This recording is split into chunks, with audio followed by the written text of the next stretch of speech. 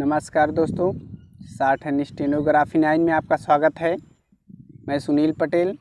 आज का डिक्टेशन हिंदुस्तान संपादकीय से है। डिक्टेशन शुरू होने में 5 सेकंड। Ready, start. प्रधानमंत्री नरेंद्र मोदी की लद्दाख यात्रा न केवल तत्कालिक बल्कि एक ऐसे दीर्घकालिक संदेश की तरह है जिनकी गूंज दुनिया में कुछ समय तक बनी रहेगी। विशेषज्ञ भी यह मान रहे हैं कि जो वह दिल्ली में बैठकर नहीं कर पा रहे थे उसे उन्होंने लेह लद्दाख पहुंचकर कर दिखाया। उन्होंने मोर्चे पर सैनिकों के बीच जाकर जो सबसे महत्वपूर्ण बात कही है उसकी प्रासंगिकता अंतर्राष्ट्रीय कूटनीति में सबसे ज़्यादा है। भले उन्होंने चीन का नाम ना लिया पर दो टूक कहा कि विस्तारवाद का दौर समाप्त हो चुका है, यह विकास का दौर है।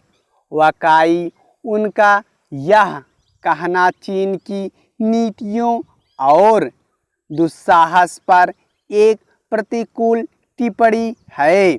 सीमा पर पहुंचकर श्री कृष्ण को याद करने का भी अपना महत्व है। एक और बांसुरी है तो दूसरी ओर सुदर्शन चक्र। भारतीय राजनय जहाँ एक और बंधुत्व और सद्भाव में विश्वास करता आया है, वहीं भारत की बहुमूल्य जमीन पर कुछ साम्राज्यवादी शक्तियों की गिरधी दृष्टि कभी कभी उसे अशांत करती रही है। आज भारत को सीमा पर फिर ललकारा गया है। वीर भारतीय जवानों का खून बहा है। भावनाएं ज्वार पर हैं, लेकिन तब भी भारत अपनी सद्भावी नीतियों को भूला नहीं है। भारत के संयम और भावनाओं के पक्ष में दुनिया की शक्तियां खुलकर सामने आने लगी हैं। अमेरिका, ब्रिटेन, फ्रांस, जापान इत्यादि अनेक सशक्त देश हैं जो भारत के साथ खड़े हैं और चीन की निंदा का ग्राफ धीरे धीरे बढ़ा रहे हैं। चीनी ऐप पर लगाए गए प्रतिबंध इत्यादि को अगर हम सांकेतिक भी माने तब भी दुनिया के कोने कोने तक भारत की नाराज़गी पहुंची है।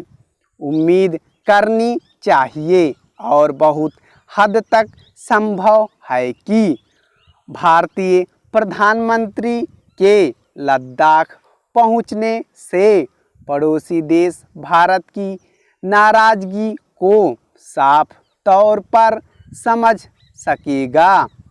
बेशक तनाव के दिनों में किसी प्रधानमंत्री का मोर्चे पर जाना और सेना के आला अधिकारियों के लगातार दौरे यह साबित करते हैं कि हम अपनी ज़मीन और जवानों के मनोबल के साथ हैं।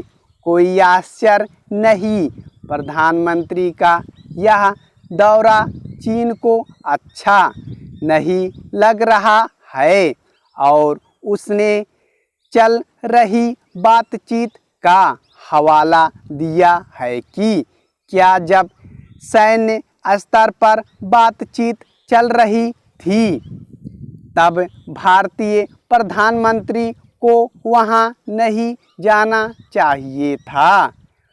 इस सवाल के जवाब के लिए हमें बातचीत की गुणवत्ता पर एक बार जरूर नज़र डाल लेनी चाहिए। लगभग 5 दौर की बातचीत सीमा पर हो चुकी है। वार्ताएं 12-12 घंटे तक चली हैं पर नतीजा सिफर रहा है।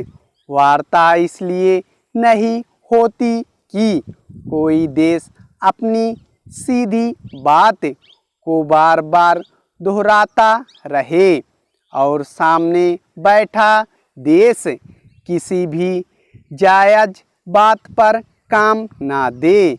शायद चीन चाहता है कि भारत कुछ समय बाद शांत पड़ जाए और गलवान घाटी की भारतीय ज़मीन पर उसके शिविर स्थायी मान लिए